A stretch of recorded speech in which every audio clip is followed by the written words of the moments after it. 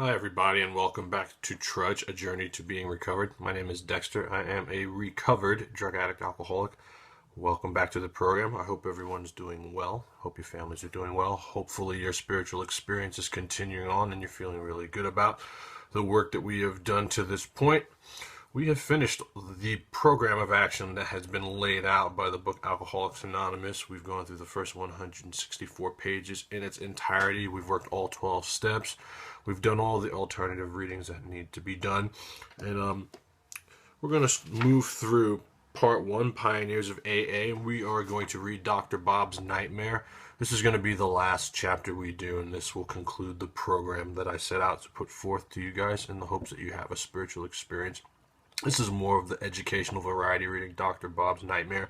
I believe, like we read Bill's story early on in the book, I think Dr. Bob's Nightmare is very important in the grand scheme of the pioneers of this program. I mean, I believe every Batman needs a Robin, and I think that we should not undervalue what Dr. Bob has done to help bring this program to the forefront and to fruition so people like you and I could have what we have today. I believe without Dr. Bob Smith, AA may have only made the slowest of progress.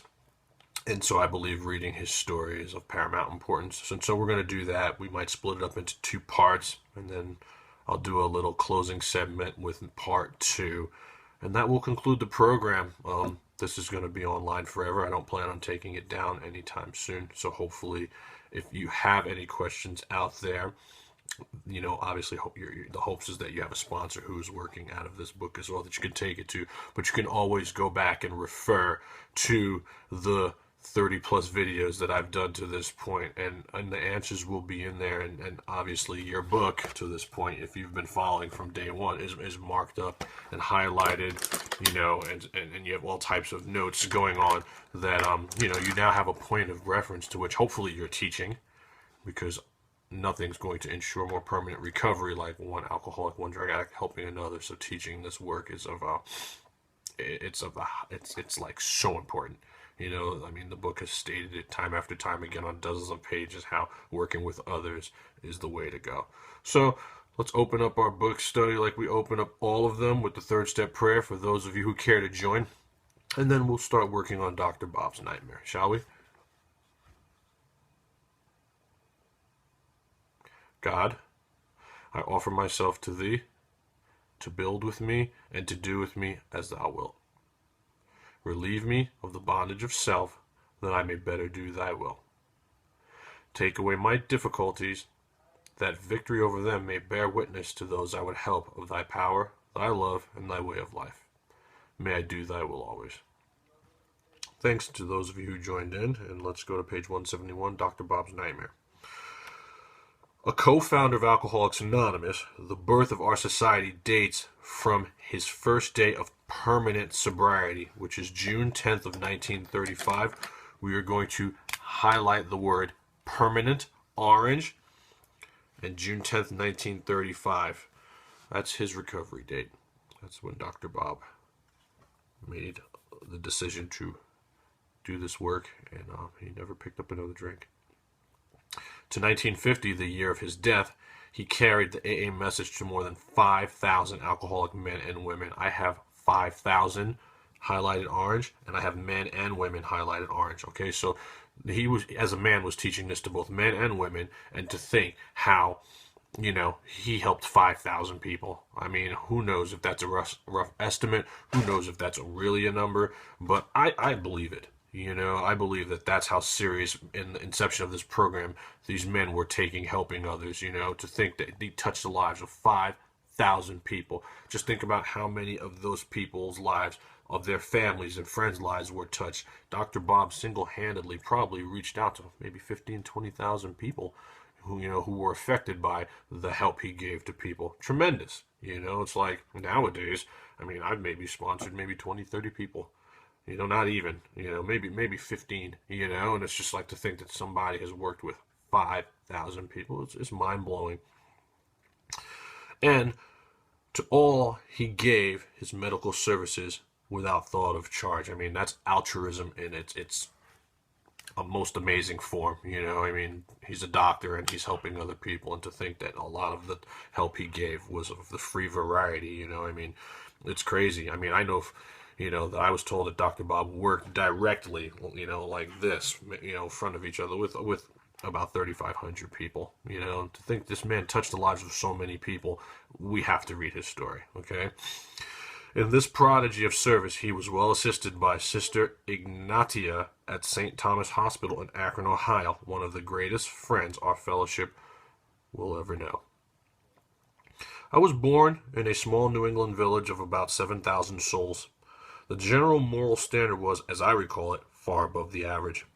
No beer or liquor was sold in the neighborhood, except at the state liquor agency, where perhaps one might procure a pint if he convinced the agent that he really needed it.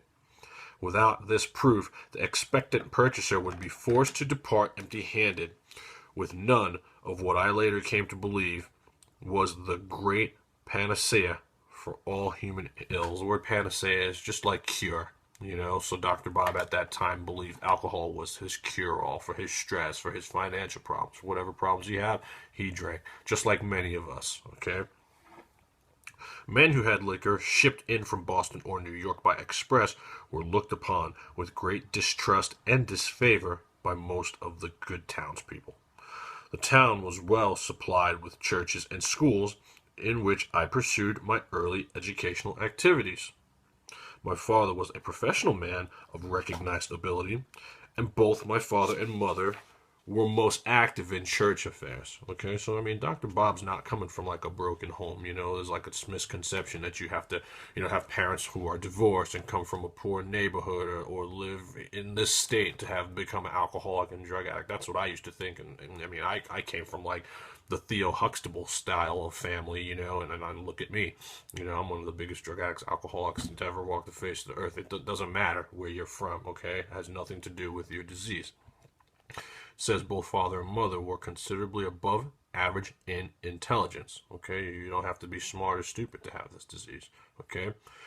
Unfortunately for me, I was the only child, which perhaps engendered the selfishness, and I have the word selfishness highlighted orange, recognizing that selfish and self-centeredness is the root of our troubles, which played such an important part in bringing on my alcoholism, okay? Dr. Bob drank himself into being a full-blown alcoholic, okay?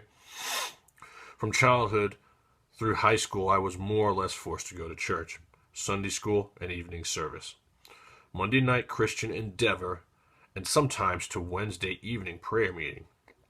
That had an effect of making me resolve that when I was free from parental domination, I would never again darken the doors of a church. Boy, I can absolutely relate to that.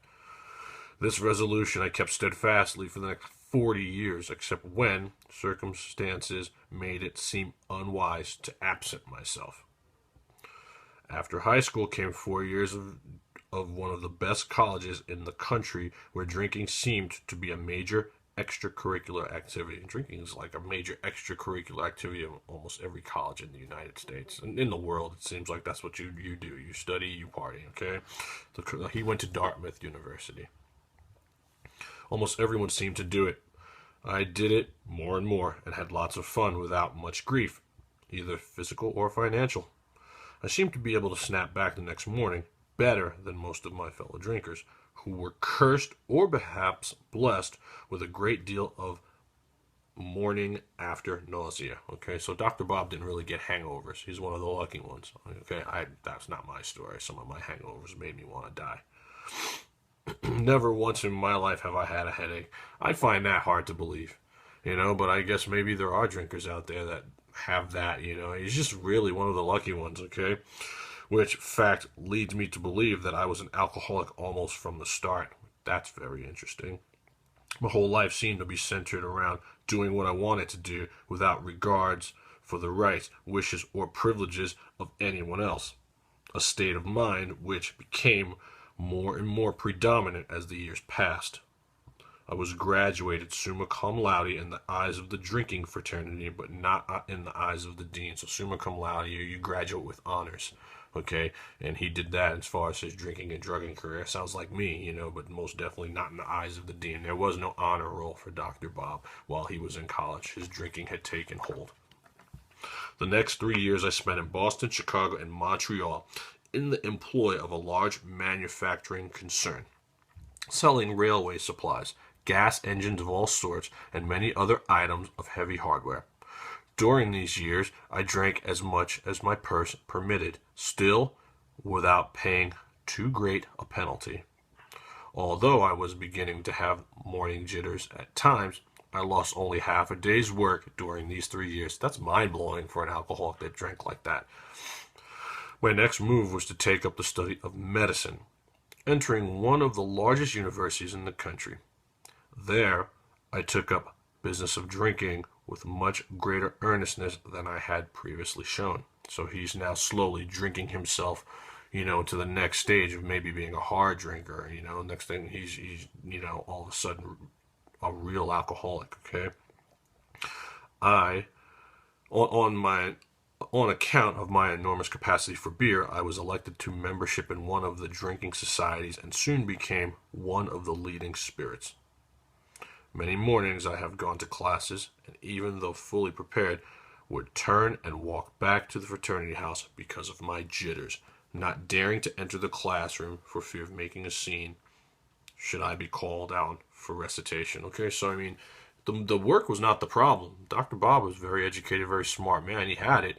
It's just, once we start getting to the point where we're having, delirium tremens and jitters and that fear that comes with, that alcoholism, we're nearing his end. We're really getting to the place where he just can't function out in society. This went from bad to worse until sophomore spring, when after a prolonged period of drinking, I made up my mind that I could not complete my course, so I packed my grip and went south to spend a month on a large farm owned by a friend of mine. When I got the fog out of my brain, I decided that quitting school was very foolish and I'd better return and continue my work. When I reached school, I discovered that the faculty had other ideas on the subject. After much argument, they allowed me to return and take my exams, all of which I passed creditably. But they were much disgusted and told me they would attempt to struggle along without my presence. After many painful discussions, they finally gave me my credits, and I migrated to another of the leading universities of the country and entered as a junior that fall. There my drinking became so much worse that the boys in my fraternity house where I live felt forced to send for my father. So that's bad. You're in a bad spot because fraternities are known for just drinking and partying. I mean, everybody in them, that's what they do, And if they're feeling to the point like you are like so far gone that they're going to have to call your dad, you are really in bad shape. And that's where Dr. Bob was at this point, who made a long journey in the vain endeavor to get me straightened around. This had little effect, however, for I kept on drinking and used a great deal more hard liquor than in former years. Coming up to final exams, I went on a particularly strenuous spree. When I went in to write the examinations, my hand trembled so I could not hold a pencil. I passed in at least 3 absolutely blank books. I was, of course, soon on the carpet, and the upshot was that I had to go back for 2 more quarters and remain absolutely dry if I wished to graduate. This I did and proved myself satisfactorily to the faculty, both in deportment and scholastically. I conducted myself so creditably that I was able to secure a much coveted internship in a western city where I spent 2 years. So now he's in Akron, Ohio, okay, and this is where the birth of this program took place. This is how Dr. Bob gets to Akron. During these 2 years, I was kept so busy that I hardly left the hospital at all. Consequently, I could not get into any trouble. When those 2 years were up, I opened an office downtown. I had some money all the time in the world and considerable stomach trouble. I'm sure all the stomach trouble came from the alcoholism. I would soon discover that a couple of drinks would alleviate my gastric distress, at least for a few hours at a time, so it was not difficult for me to return to my former excessive indulgence. By this time, I was beginning to pay very dearly and physically, and in hope of relief, voluntarily incarcerated myself at least a dozen times in one of the local sanitariums. So I have the word dozen underlined. So this guy is willingly taking himself to the local sanitarium at least a dozen times. That's a lot of times. Okay. I was between Scylla and Carbitus now, which is like 2014 version of saying between a rock and a hard place. Okay? Because if I did not drink, my stomach tortured me, and if I did, my nerves did the same thing. After 3 years of this, I wound up in the local hospital where they attempted to help me, but I would get my friends to smuggle me a quart, or I would steal the alcohol about the building, so that I rapidly got worse. So Dr. Bob is seeing his bottom here. Finally, my father had to send a doctor out from my hometown who managed to get me back there in some way, and I was in bed about 2 months before I could venture out of the house. 2 months. Man, that's a long time. I stayed about town a couple of months more, and then returned to resume my practice.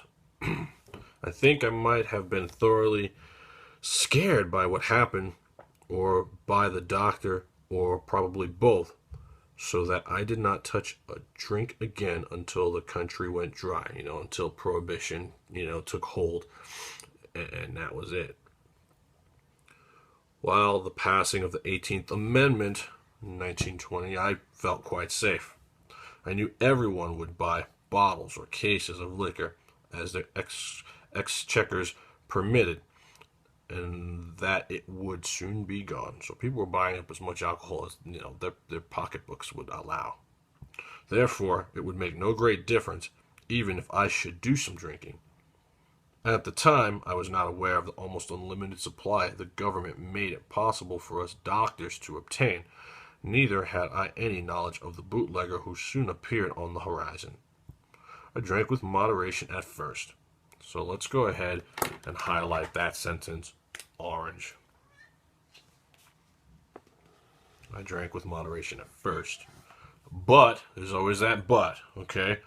It took me only a relative short time to drift back into the old habits which wound up so disastrously before. So we're repeating the same things here again. In the beginning, he puts it down for a while, he gets himself out of bed, goes back to work, starts slow, but again, we always return to the same craziness that then when we stop, more times than not, it's worse. During the next few years, I developed two distinct phobias. One was fear of not sleeping, and the other was fear of running out of liquor. The words fear are circled both times. Not being a man of means, I knew that I did not stay sober enough to earn money. That if I did not stay sober enough to earn money, I would run out of liquor. This is POI, should be highlighted orange. Point of interest states, most of the time, therefore, I did not take the morning drink which I craved so badly, but instead would fill up on large doses of sedatives to quiet the jitters which distressed me terribly.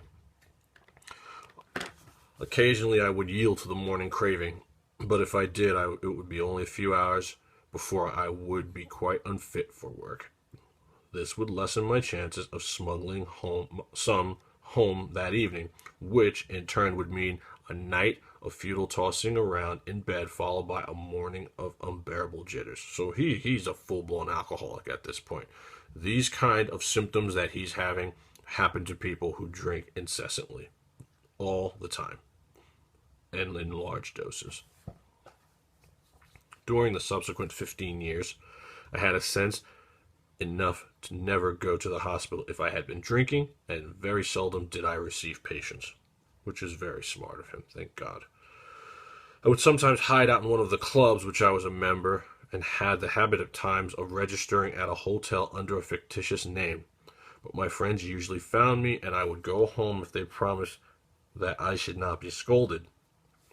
If my wife was planning to go out that afternoon, I would get a large supply of liquor and smuggle it home and hide it in the coal bin, the clothes chute, over door jambs, over beams in the cellar, and in the cracks in the cellar tile. I also made use of old trunks and chests, the old can container, and even the ash container. The water tank on the toilet I never used because that looked too easy. I found later that my wife inspected it frequently. I used to put 8 to 12 ounce bottles of alcohol in a fur-lined glove and toss it onto the back airing porch when winter days got dark enough. My bootlegger had hidden alcohol at the back steps where I could get it at my convenience. Sometimes I would bring it in my pockets, but they were inspected, and that became too risky. I used to put it up in 4-ounce bottles and stick several up in my stocking tops. This worked nicely until my wife and I went to see Walter Beery in Tugboat Annie, after which the pant leg and stocking racket wore out. So, I mean, Dr. Bob was crafty. You know what I mean? He was just, I mean, this is typical alcoholic behavior. Concealing alcohol all over the house, doing whatever it takes to have alcohol, making sure he doesn't run out. Just the deception, the sneakiness of the disease was on him in full force. I will not take space to relate all my hospital or sanitarium experiences. During all this time, we became more or less ostracized by our friends. We could not be invited out because I would surely get tight, which just means drunk, and my wife dared not invite people in for the same reason.